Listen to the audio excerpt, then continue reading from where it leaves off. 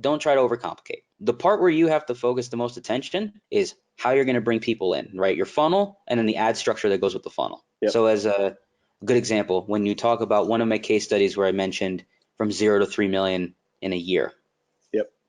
Not in a couple months, a year, right? We looked at multitude of different things. It was a high ticket program, but it expanded over time, right? It went from selling things at 5K to having things at 10K to also having a software offer and a course as well. So it expanded from 1 to 4 offers over the course of a year. Yep. But if you're just looking to expand one core offer, no better way to start than something that's 5 or 10K, right? Yep. And having done for you templates or funnels and then having the accountability, plenty of people will pay 5K for that. Plenty. Welcome to Show Me the Nuggets, where each week Joe chats with world-class entrepreneurs to find out the key principles, strategies, and processes that lie behind their outstanding achievements. Now, your host, the no bullshit serial entrepreneur, Joe Troyer. Hey guys, it's Joe Troyer here from Digital Triggers and Show Me the Nuggets, and I'm excited to be joined today by none other than David Schloss. Hey David, what's going on, brother? Doing great, man. Glad to be here. So I was trying to think right before we kick this off, while we're getting started, how long we've known each other. Somewhere between 6 and 7 years, I'd say, most likely. So it's actually more than that, because my son Silas is 7 now, and I mean it had to have been at least 2, if not 3 years, but before he was born. You're right, because your son wasn't born. So Yeah. wow. So Okay, so yeah, probably man, 10 years. Yeah. Going on a decade. So let's see. When we first met, your previous company was called Rampify. You guys were doing a lot of SEO stuff. You came on some of my webinars, did some trainings on SEO and video SEO, and ultimately, I think pretty early on, I would say in your career, ended up making the shift towards Facebook. Yeah, I mean, I was already doing Facebook when I still had that company. It just wasn't the primary thing that we were selling, mainly just because no one really knew what Facebook ads were back then, and they were not nearly as powerful as they are now. And so I would make it almost like not even the secondary. It was the third thing we would even talk about with people. And yeah, and then over time, it just became like, all right, more and more people are asking me about this, so maybe I should make it the number one thing. And so, yeah, that's what I'm known for now. So your company now is Convert ROI. You want to talk a little bit about what you guys do over there? Yeah, so we transitioned the business from Rampify to Convert roughly about 6-7 years ago, and it was just because it went from a partnership to just me. And basically, what we focus on is Facebook and Instagram advertising with a hint of YouTube now, where we basically are helping people grow and expand their businesses through the ad platforms. And we work with webinars and coaching programs and lead gen, you name it, supplement and other e-com businesses, a lot of supplements. That's why I mentioned that first.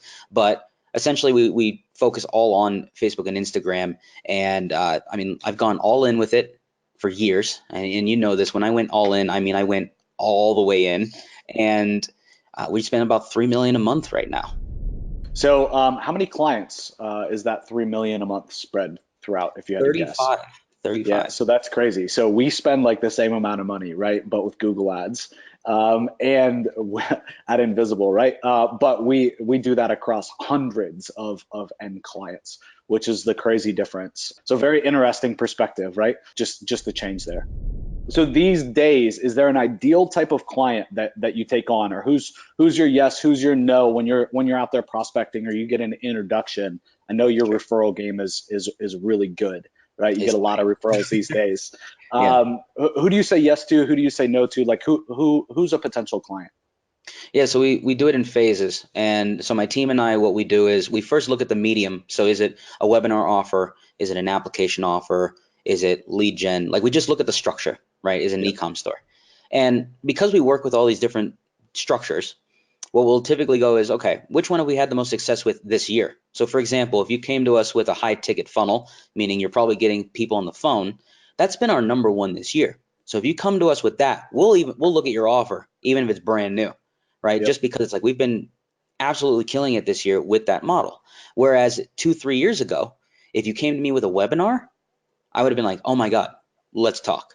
Whereas if you came to me with a high ticket offer 3 years ago, I would have said, you know what, hold on. I need to dig through everything in the funnel, right? So you could Yep. see based on where things are at, and I'm saying it for the year. I mean, next year it could be all e-com or it could be all something else, but we Yep. look at the medium first and then assess from there. Niche wise, we do great in the real estate space.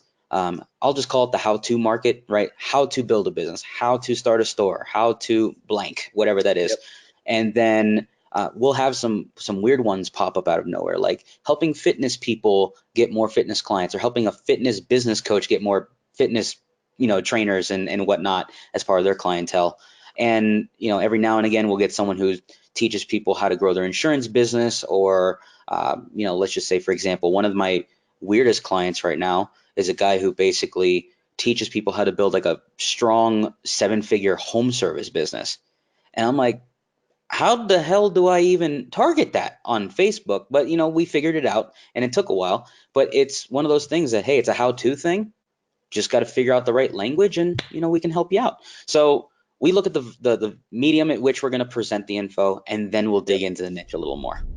So I definitely want to jump into the high ticket funnel stuff first, Cool. and really go about how you construct a high ticket funnel that's going to work when you take it to paid traffic. Yeah. But before we do that, I want to talk a little bit about the agency side of the business, and you running a 7-figure agency for all of our agency owners here listening on the line.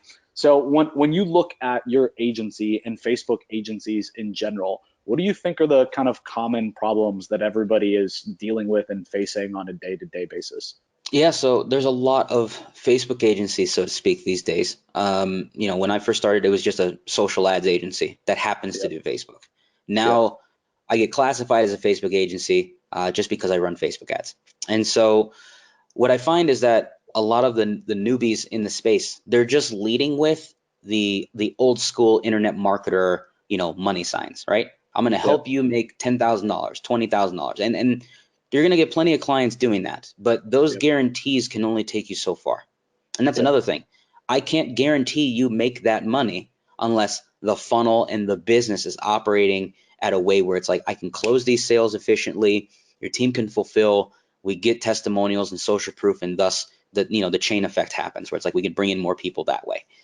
A lot of agencies these days don't even consider that. It's just close the sale, get the work done. Some never even get the work done, and Yep. it's rinse and repeat. So it's a lot of churn and burn. And it puts a bad light on my business because Yep. I get classified with these people, and then I have to do something different than what they had done for this person previously. So I get a lot Yep. of clients that are previously burned. And so what we do when we position ourselves in front of these potential clients is just we lead with results, right? So we put out the case studies and we break them down in depth, right? What was done? How was it done? Why do we do it this way? What mistakes did we make? And here was the result from it. But while we're putting out these case studies, you talk about my referral game is like, it's really on point. It's because I'm trying to educate people before they even work with me as to why they need to be looking out for certain things when hiring an agency, right? Yep. So how am I communicating or educating you prior to the process beginning? Am I giving you feedback on your offer? Am I giving you any sort of critiques around the copy used in your email or in the actual program itself that you're delivering to people? I don't feel most agencies do that.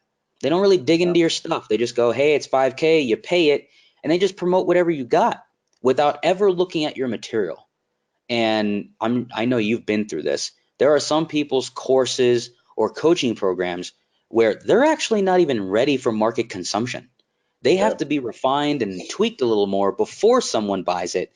And yet these ad agencies are coming out there saying, oh yeah, no problem. We'll get you 10x your return. And they're making these false promises, and it makes everyone look bad because they don't deliver. Yep. And so we're taking the opposite approach. I'll break down all your stuff. I'll educate you. I'll tell you, no, I can't help you, right? Just, I'm not going to take everybody. And I think that's more of a refreshing approach, even though it's common sense to us. To the market, it's not, because the narrative changed in the Yeah. last couple of years. So And yeah, the sophistication level, so to speak, of the industry has changed, right? Like we have people jumping in all the time. We constantly, I mean, 9 out of 10 customers feel like they've been ripped off by some type of marketing agency in the past. yeah, So because of that, like we have to do business differently. Yeah. And I think if you're trying to play the same game that you were 7, 8, 10 years ago when we first met, it's not going to work very well, and you're going to be spinning your wheels as an agency. So I recommend that everybody becomes an expert in something, right? Like you went really, really deep with Facebook, and then even based upon the year and what's really working for you and your business, you're specializing on e-com or on high ticket or these different places, because you know that you can get great results. So Sure. that's fantastic. And I definitely recommend that everybody, pick a niche and go deep in that niche and become the expert, because at that point, like you can do things that don't scale well. You can blow up Facebook ads. You can do what you do, and you can give away a bunch of stuff for free because you know that like you're going to get your money back in the long term. For sure. So I want to transition a little bit and talk about a high ticket funnel.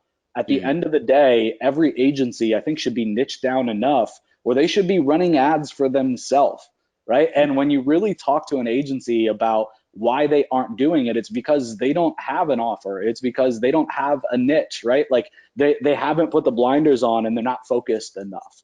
So For sure. like one of the first things that I do when I start working with an agency is I get them to stay in their lane. Like just pick a niche, right? Then just pick a subsegment of that market that you want to help, right? And I get them to just say yes or no to a couple of things really quickly, right? And they're like further ahead than they've been in 5 years, right? By just making a couple yes no decisions. So Absolutely. I'd love to really focus on today with you and the time that we have building out a high ticket funnel. Like what's important, what's not, what's overlooked, what's the 80-20, Mhm. so that they can build out a funnel that gets them qualified leads. For sure. So I'll say this before we dig right into that. When it comes to the high ticket funnel framework, so to Yep. speak, what I'm finding these days is that a lot of people will think about all the content they need to build for their high ticket offer without ever asking their market what their problems are. Yeah, for So, sure. so for example, my most recent success story, the guy came in to me where he's a former fitness business owner, Yep. decided he wanted to help other fitness business owners. We've heard this market before; it's blown Yep. up in the last couple of years, but he had a unique process to where he wasn't sending people through a traditional funnel. He was doing everything through Messenger and DMs.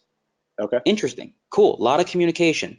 The average funnel in that space has been opt-in, VSL, application, phone call. His is ad, bot takes you through everything, book a call, jumps on with you, right? So it's like it removes a couple elements that people aren't used to. And Yep. I say this because what I found in working with him was when he surveyed people, he was asking them, like, what's your biggest problem in getting clients as a trainer? And they all said, my funnel doesn't work. As soon as he heard that, he created the funnel that works. And that Yep. was the offer. Let me give you the funnel that you could plug into your ManyChat. The messaging is there. You tweak it, and then boom, you sign people and you run some ads to it, right? Yep. And as soon as he templatized everything, the offer basically became accountability plus implementation. That's all it Yep. is. I'm going to hold you accountable to plugging in everything I give you, Yep. and then you run it. And it took him 2 weeks to build the whole thing. Whereas the average high ticket person I work with, it seems like they take 3 to 6 months to develop a program Yep. because they're overthinking it, right? They go to Quora and Google and they type in questions and like, what are everyone's problems? And then they have this giant list and then they try to create content around every single problem versus just ask your email list, just ask your Facebook profile, that's it. And then just answer those problems and then create a program around the solutions to those problems. And that's it. So first things first, survey your people. If you don't have Yep. people, call your friends and be like, hey, what do you think the average person is experiencing in this space? And Yep. how do you think we could solve it? Like, don't overcomplicate. So craft your initial offer. And I always focus on 5 to 10 key things. What are the 5 or 10 biggest problems? And I'm going to provide solutions to each of those. And that at least gets my offer going. So that's just from a offer standpoint. And I know this is very simplistic, but guess what? You got to start simple first. so Yeah, for sure. so I would do that. And then if you need to create course content around it, bite-sized stuff is easiest, right? 5 to 10 minutes max. Make it so that it's something that they can consume. If they have more questions, that's what the accountability is for, right? You're creating a hybrid. You have a course and coaching as your high ticket program. And over time, you may not even have to do the coaching, right? But in the beginning, you're probably doing it yourself. And Yep. so when you're talking to these people, a part of the goal is that they have to go through your course content before they jump on with you. So if they're going through this 5-10 minute content and you have, let's just say 20 videos in there, your goal is going to be every week that they do at least 4 or 5 different things, right? 4 or 5 videos. By the end of the month, they will literally have gone through everything. So that your remaining coaching program is just keeping them accountable to doing the task and then answering any common questions they may have, right? So you're not making this gigantic program. You're literally creating, 10 minutes per video, maybe 10, 20 videos max, and you're done. The rest is just communication with these people who want to achieve a result as long as they plug in your system. And that's it. 100%. So you're good, and I'll give you max a month, right? You got 2 to 4 weeks to knock this out, and don't build a complicated membership site. Plug it into, you name a platform, and It'll work. then and then you're good. Don't try to overcomplicate. The part where you have to focus the most attention is how you're going to bring people in, right? Your funnel, and then the ad structure that goes with the funnel. So as a good example, when you talk about one of my case studies where I mentioned from 0 to 3 million in a year, not in a couple months, a year, right? We looked at multitude of different things. It was a high ticket program, but it expanded over time, right? It went from selling things at 5K to having things at 10K to also having a software offer and a course as well. So it expanded from 1 to 4 offers over the course of a year. But if you're just looking to expand one core offer, no better way to start than something that's 5 or 10K, right? And having done for you templates or funnels, and then having the accountability, plenty of people will pay 5K for that. Do you think it's necessary, David, to have like any done with you components in that?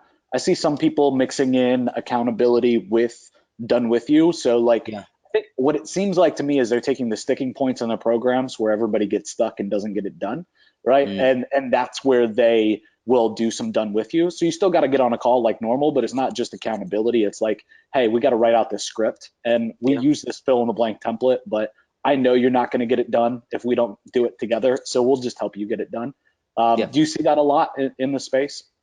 Yeah, and that's usually the upgrade, right? So let's just say the accountability plus all the tools you need is 5K. If you want us to do it with you, or even in some cases do it for you, that's where like the 7,500, 10K, 15K type stuff pops in, right? With a good example being the client that I mentioned that he just figured out what the common problems are and just built it. He will tell you how to build the funnel, and he will give you the bot funnel. He won't write the messaging for you. He won't write the ads for you. He'll just show you examples. If you want him to help you with all that other stuff, you got to pay like an extra $2,500, and then he'll unveil everything for you, right? So it's a good upgrade, so to speak. And some people will just prefer that you help them with every little piece, and that's where you get that extra 2 to 5 grand just for basically holding their hand a little bit more. That's great. And you could always just start at 5K for everything, right? And then start at 5. And then, build it out as you start getting more and more results, and you can't handle the additional workload. You can back it out to 75 or add on. So perfect. Wonderful. Love that. And so, let's just say you spend 2 to 4 weeks getting all that material built out, right? Templates, course material that goes along with it. You upload it into some membership platform. Very simple, right? The main thing that I then focus on is how am I going to be attracting these people into a funnel that will get them on the phone? And that's the thing with a lot of high ticket funnels these days, the core goal is I need to fill a calendar. If I have salespeople, I need to fill multiple calendars, right? But in this case, let's just talk about your own calendar. Let's say you want to do maximum 6 calls a day. You allocate the time that you want to have those calls booked. You use a calendar program like Calendly, and you're good. Okay, these are the hours of the day, 5 days a week that I can allocate for calls. Awesome. Most people in the high ticket space will have the standard funnel, which is a case study or some sort of opt-in, a VSL, probably anywhere between 10 to 30 minutes long, and then they will go to an application page and a call booking page, right? So the standard 4-page funnel. You can reduce it, and I would say this is probably where the market's going now because this is what we're doing. We create sort of like a hybrid VSL / opt-in page. So it's like the VSL's in your face, but before you could even apply, you actually have to give me your name and email first, before even getting to the application page. Mm. And once you get there, if you continue to fill it out, great, we get all your info. If you don't fill it out, we at least have your name and email, and we could follow up with you to Yep. go ahead and apply. But the goal is that with these hybrid funnels, is like, I want to be able to pinpoint the exact person I want to work with the moment they watch that video. I don't want to waste my time. And the application will double filter them, so to speak. It's like, all right, they think they're qualified, but now the application is telling me otherwise. But it's a 4-page funnel. There's Yep. nothing else to it. If you want to add a 5th page, you basically would say, hey, thank you so much for applying. Join my Facebook group, right? That's the natural progression, is join some sort of group or community. Yep. Just for essentially case studies and proof that I know what I'm doing. But the 4-page funnel, the core thing that most people need to focus on is what's going to bring them in. So if you're going to do the opt-in style, a lot of people lead with a case study. The case study you use has to be out of this world. It can't be basic. It can't be 0 to 100K. Everyone has a 0 to 100K example these days, unfortunately, which is very strange, but that's the truth. Whereas with mine, I could lead with 0 to 3 million in a year. And people just go, what? That can't be real. And then I can actually break it down. Yeah. So you have to have a case study that's unique in a sense of, let's say it is 0 to 100K. What's the unique spin to it? 0 to 100K with only 1 funnel and 2 people on the team. Like, what's the extra piece to it that people would go, oh, this is me. I could totally do that. Yep. That'll lead them in, at least for the case study. But your leads will be a lot higher, right? It will cost you more to acquire that person, but then you're essentially filtering from the first step. It's like, who fits this profile? Gotcha. Yep, that makes perfect sense. To the VSL. Okay. Now, the lead magnets that a lot of my other clients will use is something like a checklist or some sort of action plan, a short action plan that they could actually use and consume and get a result with now. So it sort of builds that goodwill with the audience before they go and watch your VSL. This has more of a long-term effect because people will consume your stuff and just drop, right? They will drop off the face of the planet for a couple of weeks, and then they come back and they go, man, that thing you gave me, I closed like 4K worth of stuff. I think I want to work with you.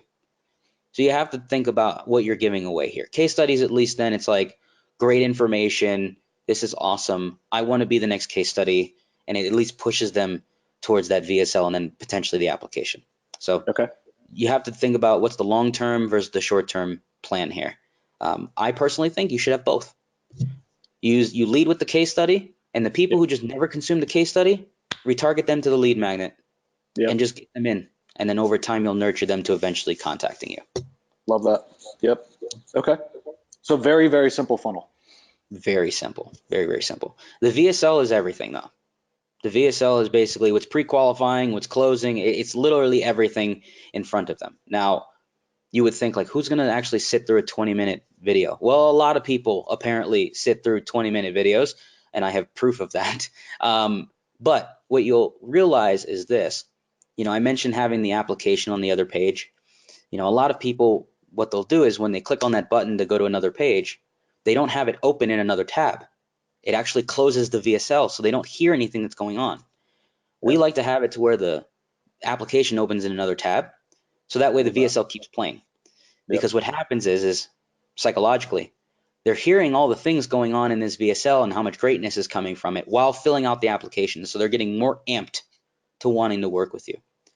The little trick I'll give you here is remove the application page and put the application either right below or to the right side of the video, and they never leave the page while filling it out.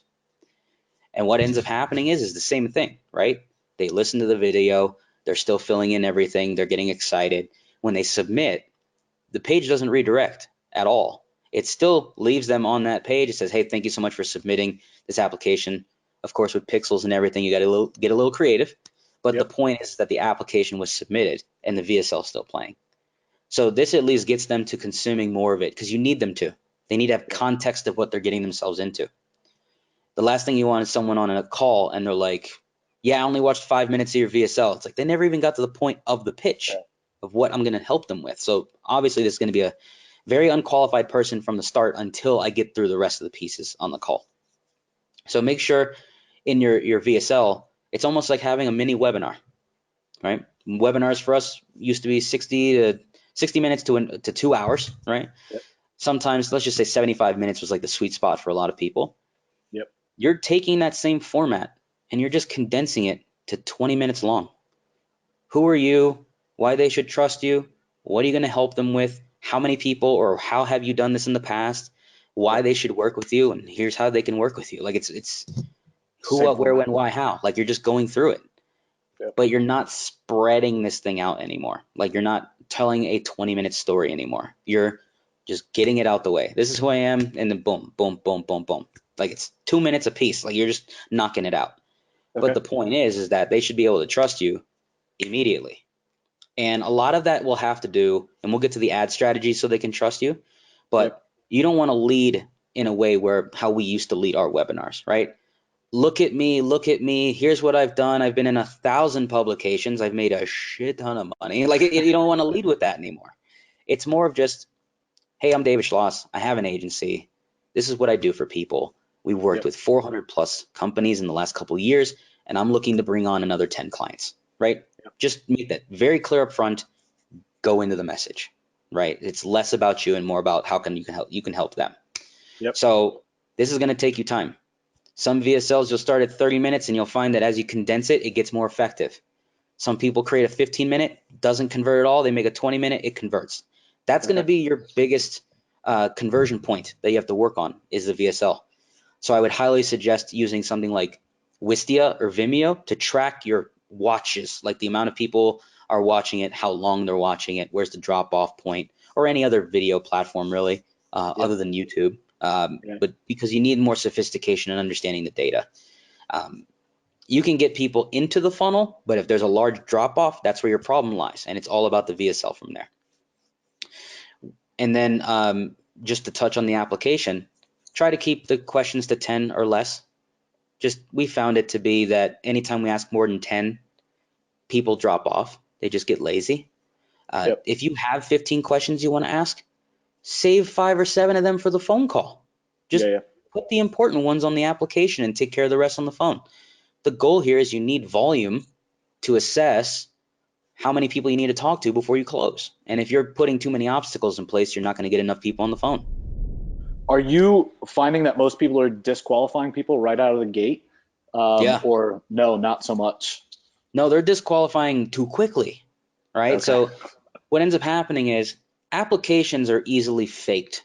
There's a lot of people who will fill in an app and say they're broke, but when you get on the phone, they're actually not. And then vice versa. There's also people who say they have money and they don't. Yep. But you don't want to make it so polarizing that 80% of the audience doesn't feel that they're qualified to work with you. Yep. You want to leave it broad enough to where you can get some volume. And like I said, you need volume in the beginning to assess what you're going to do next.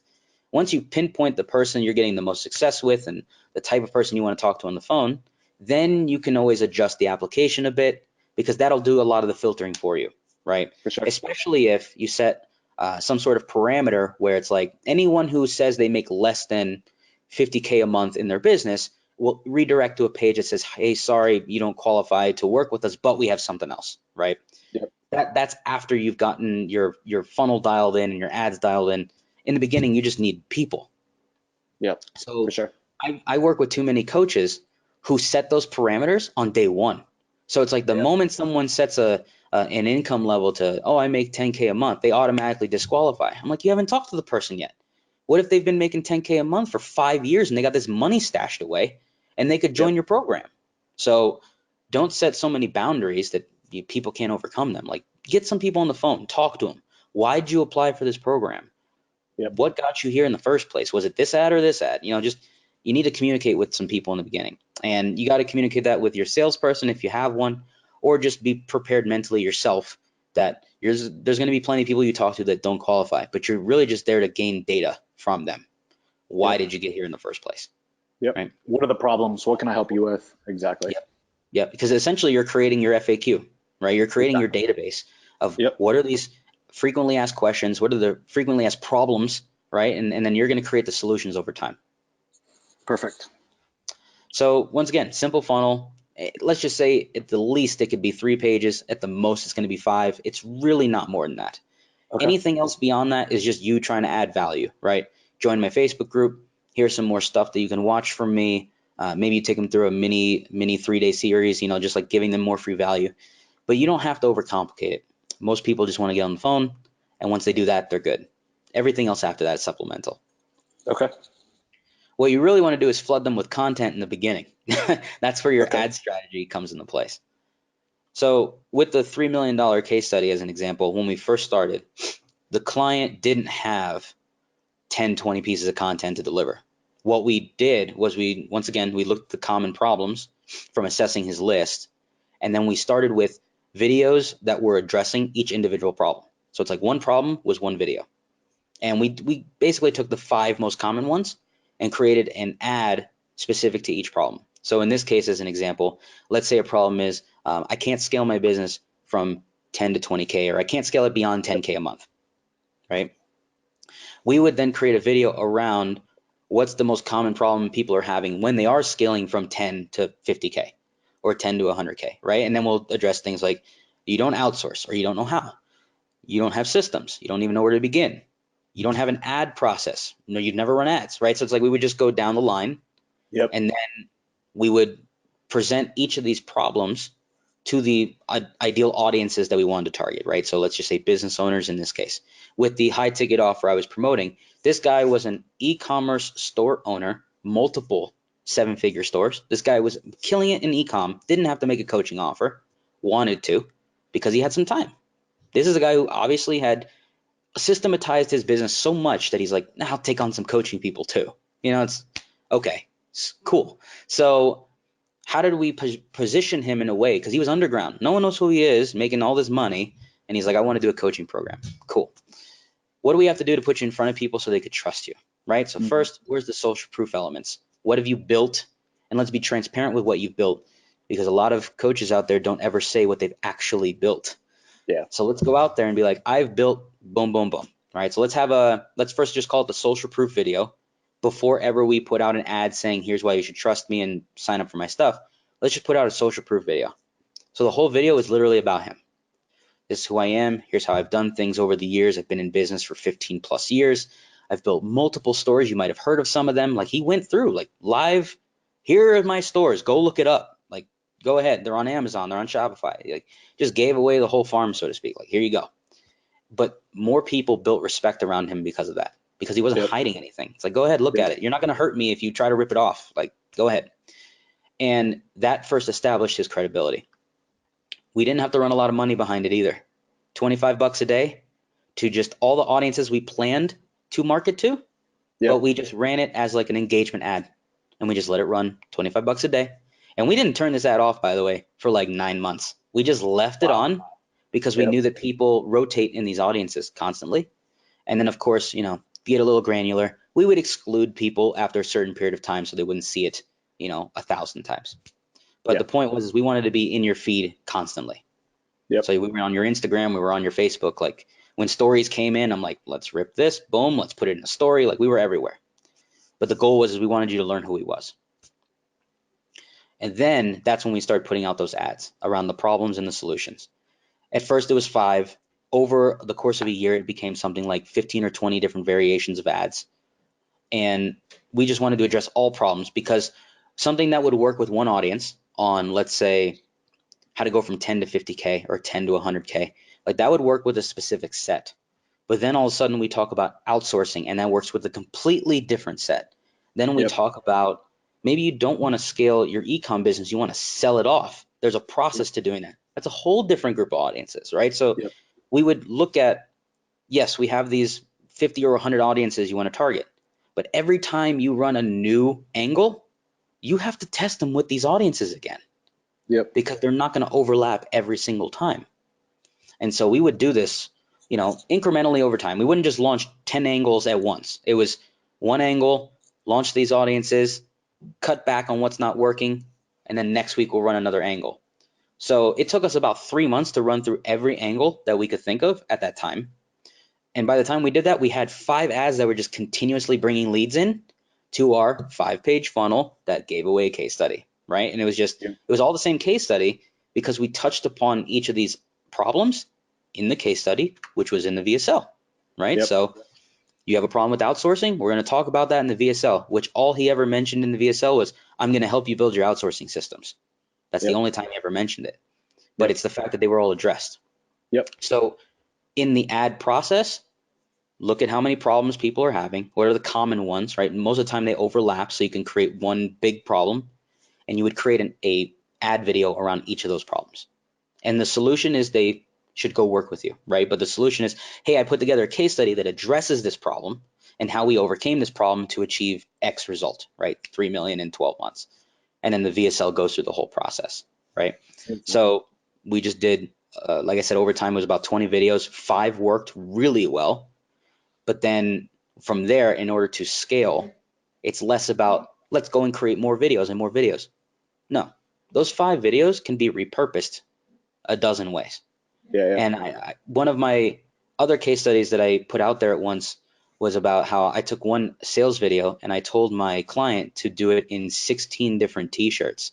It ended up being 16. I didn't say 16 out of nowhere, but he did it in 16 different shirts. And we found that the color purple was his best converting video. Wow. That was my first like holy crap moment of like, oh, I didn't even have to change the language. We just changed the t-shirt and people had no idea. So how do we apply this to your ad videos? Well, you got the 5 ones that are crushing it now. You're 3 months in. How do we keep this fresh? Go record those 5 again in a different place. Go wear a different shirt. Go do it in your car versus your house. Like, it's just change up, right? I know that one of the most popular people who's done this is actually Sam Ovens. Sam Ovens has literally said the same thing in like 20 videos, but he's always somewhere different and you think it's something different. Yep. And then if you really combine them all together, you're like, oh, he literally said that 20 videos ago. But you wouldn't know because you're like, man, this guy's like really giving me new stuff all the time. And he does. But, you know, the smart ones know the real split test is just change the environment, change the t-shirt, you know, maybe change your tone inflection. Everyone thinks it's new. And that's what we did for that whole year. We were just taking these same 5 problems and repurposing little by little. New environment, new shirt. I mean, I say shirt because it's like it's always, you know, basically waist up for the most part. But, you know, we would just change those little elements. But the ad process that we took with that is, you know, now it's slightly different because Facebook's evolved into campaign budget optimization, and the way that you structure campaigns is very different than when I put out that case study about a year ago. So basically, yes, you have your warm audiences and you have your cold audiences, and I call them semi-warm. The semi-warm audiences are ones who've seen your content, but they never actually opted in. Maybe they've clicked on something of yours, like an article or something, but they still have never consumed anything of yours. Yep. If you have a list, it's always the first place you start, right? You start with your email list, phone list, whatever lists you have, because that brings money in the door. Brings money in quickly, and you can repurpose it and bring it right back in to the business to run towards cold. So the best place to start with testing your funnel and your process is with people who already know who you are. If you don't have those people, that's fine. I'm just saying, for those of you who have something, the easiest to make a quick buck so that you can run this to cold traffic. Now, in that video where I mentioned the social proof video, like who I am, what I do, and all that, you are building audiences. You're building engagement audiences when you're running that. Facebook engagement, Instagram engagement, video viewers, right? And if you've ever dug into Facebook before, you know you can do 3-second views, 10-second views. They've watched 50% of the content, 75%, right? It can expand pretty in depth. And so you could see, you know, how much are these people actually consuming of mine all the way down the line to possibly watching the whole thing. And this can apply to any of your content, right? The ad videos, the free stuff. And so what I was looking for was, from the semi-warm audiences, how many people are like, commenting, and sharing? That's the engagement audiences. And then how many people are getting to at least 50% of my content? Gotcha. Those audiences are typically the ones that are the most favorable when you don't have a list, right? Those are the ones that are like, oh, these people really like my stuff. Yep. So we were putting out this content. We were tracking at what point were people dropping off. Were we getting a decent amount of people to 50% of the way? Were they engaging? And naturally, over time, these audiences will build and build and build and get larger. So the more data that those audiences get, the better they become over time. If you put enough money behind it, at some point, it's like everything clicks. if you put $100 a day towards it, it's going to take you like 6 months before it really starts to, work in your favor. But Yep. hey, 6 months later, you're making 100 grand a month from these audiences that you weren't doing before. So you just got to be patient. We were spending out of the gate basically like 500 to $1,000 a day because Yep. the guy was already making money. So it was like, let's get data now. Let's do this right now so I can assess where to scale later. And I would tell you that most people could probably start at $100 a day and get a pretty decent result after 30 to 60 days, meaning you're getting leads consistently coming into the funnel. Yep. At least at $100 a day. Now, Awesome, man. so I would say, if you want to have a structure of content to be built before running into this thing, have your one social proof video, maybe two if you want to expand upon more about you. Yep. 5 videos around common problems and how you're going to address that in your funnel, right? So here are the 5 most common problems I see in the space, and I put together this case study to basically solve those problems. Yep. And then you're going to need 2 retargeting videos. And these retargeting videos are essentially, one is saying, hey, I noticed that you were here, right? I noticed that you saw my case study. You haven't quite taken the next step. Basically you're just addressing like, hey, here's why I really believe you should opt in. Yep. The second retargeting video, you're going to make it less about like, hey, I've been following you, right? Because the first one, you're basically saying that. The second one is more of like, think of an alternative angle to why they should opt in, right? So in my case, if you were going to opt in for the 0 to 3 million case study, the obvious angle is we break down everything of like the ad campaigns, the copy, the audiences you should target, and basically how you can achieve a similar result if you have a similar business. The alternative angle to that is I'm going to break down all the systems and processes that we used in order for this business to scale to 3 million and how you can apply it in your own business, right? So we talked less about here's all the stuff, and then we just only talked about processes in the second one, Yep. right? So you're thinking about what's the alternative angle in the second retargeting ad. Beautiful. That right there is 8 pieces of content that you can use for ads just to start to run towards the funnel, right? That's your minimum viable product right there. So once again, 1 social proof, 5 ad videos, 2 retargeting, you got 8 total. When you look at the funnel, what's like the funnel math? Like what should be people's goals like to start? Is $100 an application a goal? Is it 200? Is it 50? Is it like what's a good starting point so that people know if they're on track or where they at least have some type of shining light to look towards? Yeah, so a lot of industries will say that less than $100 is like the holy grail, and it is. In some spaces, you can get it for 50 or $60 an app, or less Okay. even. But that doesn't necessarily mean they're great Yep. applications. I find that the sweet spot is more of like 100 to 125. It's been that Okay. way for years, but there are some spaces where even $2 and $200 an app is great because they're highly qualified, right? So I'm Yep. okay with getting a $300 app because that person is so qualified on paper that it seems like it's almost like a 90% chance we're going to close them on the phone. Gotcha. And we're experiencing that with a client right now. He's averaging around $100 an app. I'd say it's like 105. But if you look at his application data in depth, it's actually 3 apps before we get a super qualified person. So we're actually paying $300 an app, and he's still happy. He's Gotcha. making great money. His offer's very high ticket, so it's worth it. But if you want to look at it from the service level, it's $100 an app. It took us 90 days to get there. In the beginning, we were at about 220 an app before we found the messaging that worked and brought it down. And Gotcha. so just keep that in mind. 100 to 125 is like a sweet spot for a lot of places. What do you see like their close rate is on that app then? Like I know it's got to be very different, but like Yeah. highest level possible, like what do you see on your side?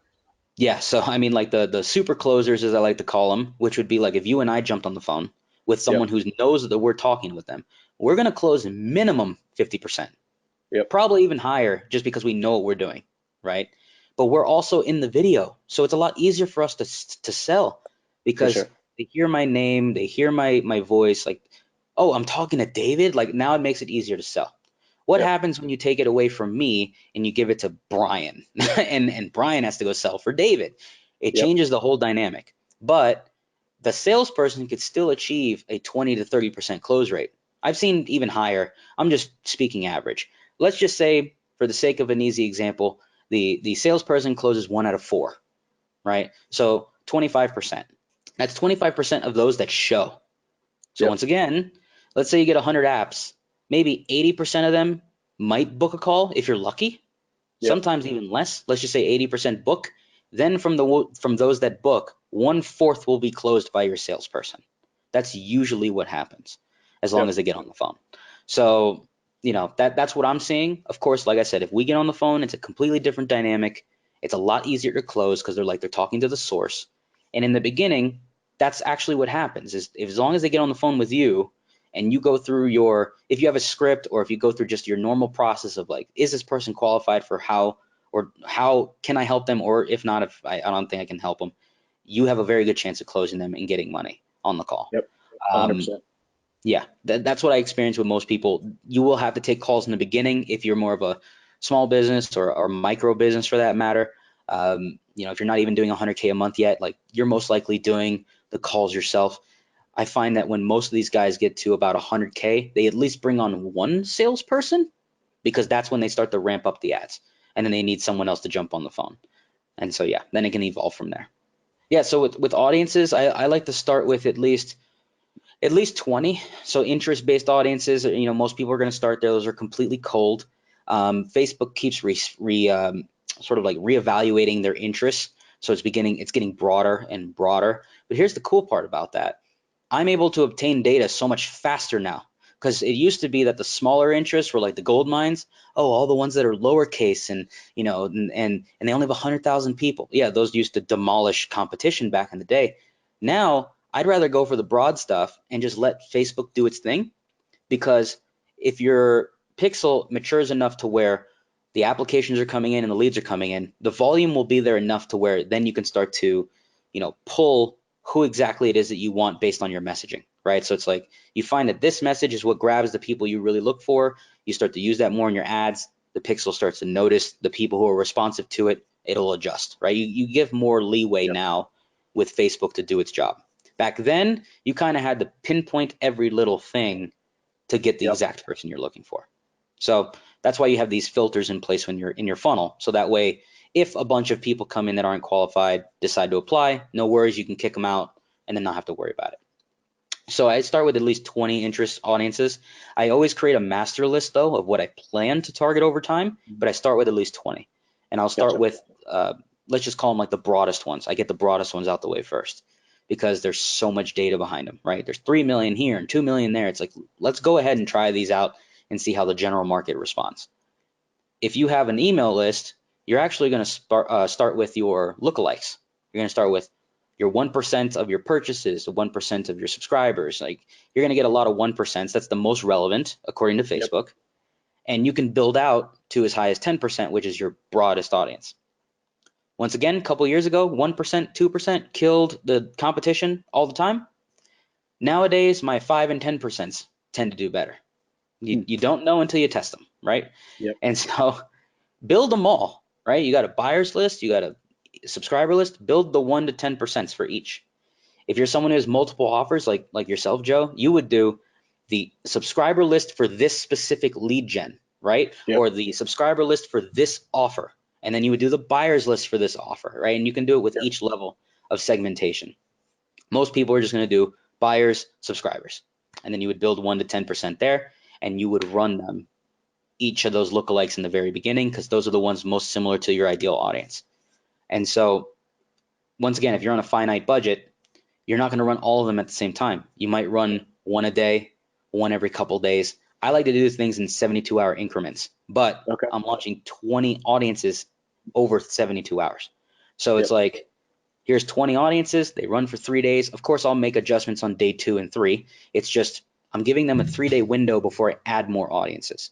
Yep. So you launch Monday.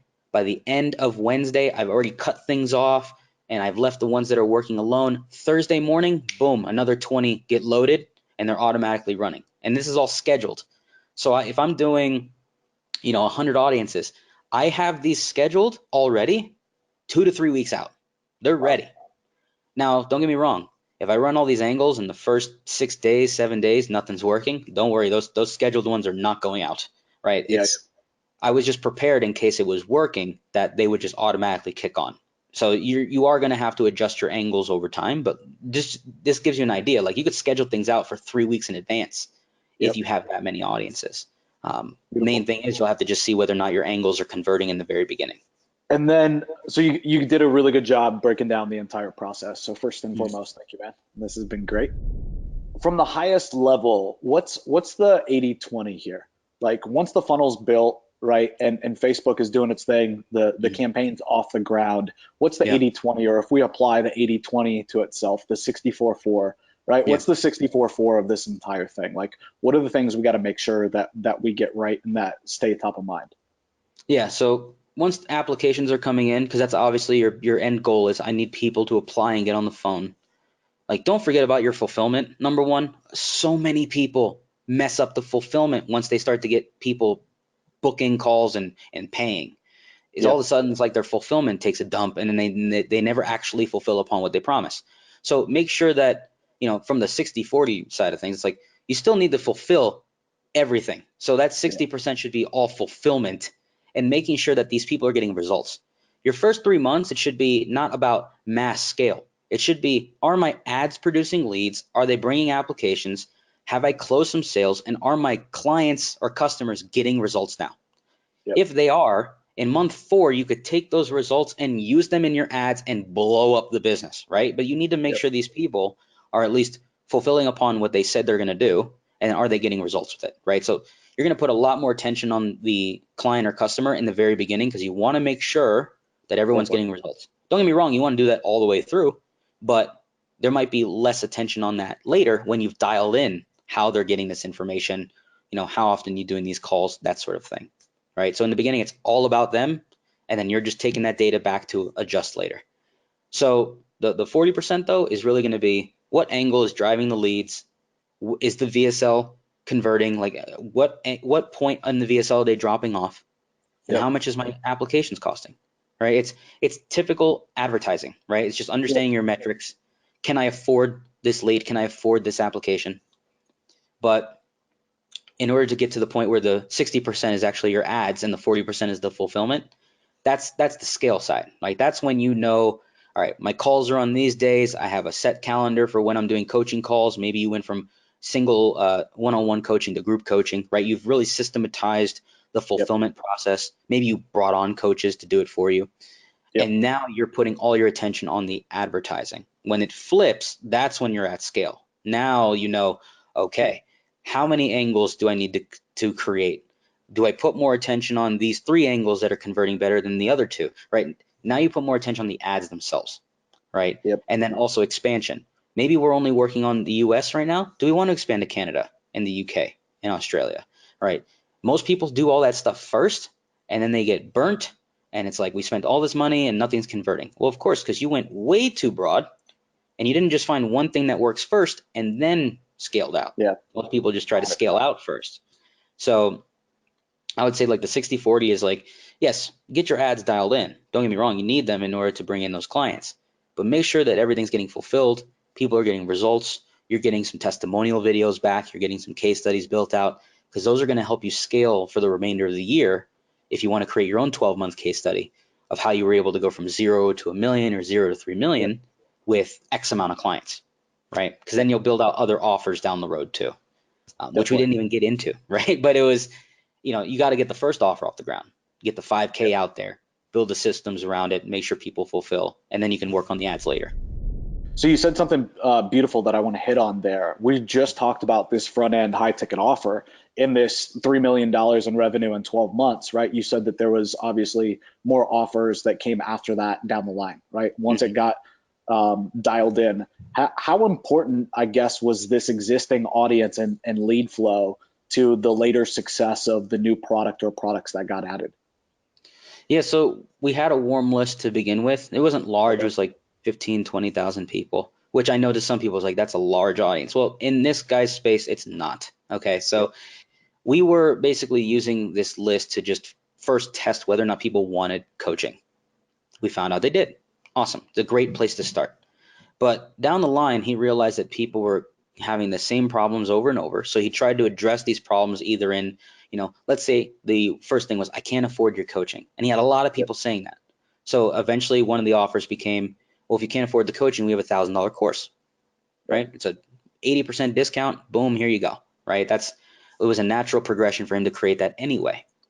But then he also realized that, with the whole software angle that he eventually created, people were having research issues. They were like, I don't know where to go, or they would go down this massive rabbit hole of like just research all day and they would never do anything else. So he just created a research tool, like a simple research tool that would, pull different things and, get them what they were looking for based on certain criteria. Very similar, like let's say Google keyword tool, boom, plug this all in, there you go, right? And by doing that, it would simplify the research process. It didn't have to be high ticket. It was very cheap. We're talking like just a $47 a month type of thing.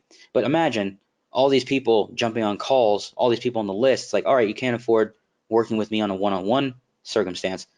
How about you buy the course? And then the people who bought the course, it's like, don't forget, we have a tool that simplifies a lot of this for you, right? So he was creating things that would just address these problems over time. The fourth offer just became like his highest ticket thing, where it's like, let's do a mastermind, right? It always comes up when you're doing high ticket stuff. It's like $5K to work with me, $20K to see me in person, right? It's always that type of thing. And I did it as a joke with him because I was like, hey man, you ever want to do an event? Yeah. Okay. Why don't you just charge like 15 or 20K for people to show up to your thing, because like your time is very valuable, and maybe the ones who are having success with your stuff will show up at least. Okay, that sounds like a good idea. Like, it was just off a whim. And he's like, I don't know, man. I don't feel great about charging 20K. I'm like, then don't do 10K, do 7, like just do something and see what happens. We didn't expect like 30 or 40 people to want to pay immediately. Like, I want to go to this thing.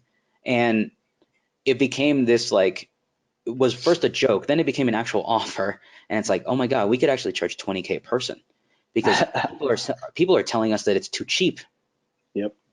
So of course, I'm like, all right, just charge 20K. You do deliver 20K worth of value. All these people are on pace to have 6-figure stores.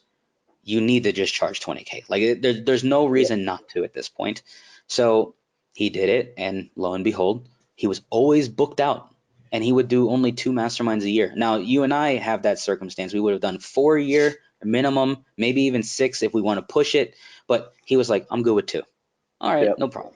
But if you can get 30 people to show up at 20K a piece, you're good.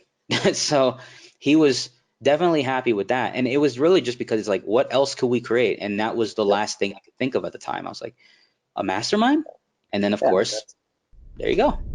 Out of that case study, I guess, like, what percentage of the revenue was second or third or fourth product? Like, if you had to guess, right? Like, that's what I want people to take away is like, just because an offer made some money on the front or broke even doesn't mean like that's everything. I mean, that's nothing. Like, that, if you can do that, that's fantastic. If you make money on the front end, that's great.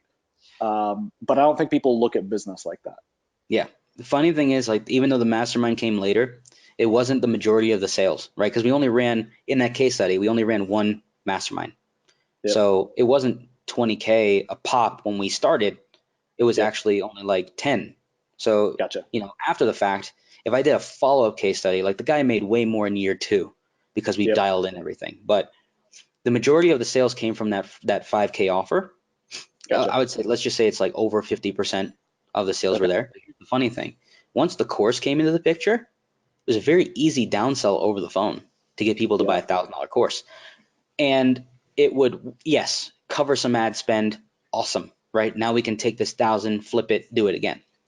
But when about 30 to 35% of your sales are the downsell on the phone, like, now you're starting to think, oh, I could sell this thing on its own.